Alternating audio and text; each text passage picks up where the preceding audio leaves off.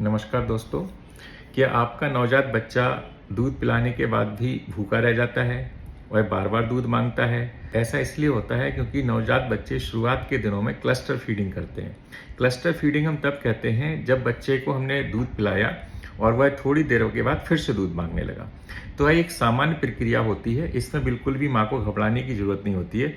Cluster feeding के कई फायदे होते हैं, जिससे कि माँ का जो ब्रेस्ट मिल्क का सीक्रेशंस है वो बहुत इम्प्रूव हो जाता है, क्योंकि उसको बार बार स्टिमुलेशन मिलता है। बार बार फीडिंग कराने से स्टिमुलेशन से सीक्रेशंस बढ़ जाते हैं। दूसरा, बेबी क्लस्टर फीडिंग इसलिए करता है क्योंकि वह अपनी एनर्जी की ज़रूरत के लिए बार बार दूध मांगता है, जिसकी उसकी ऊर्जा की ज़रूरत, एनर्जी की ज़रूरत पूरी हो सके। तीसरा होता है कि माँ का जो दूध होता है वो बहुत जल्दी पच जाता है, तो ऐसे में बच्चा थोड़ी देर के बाद फिर भूखा हो जाता है।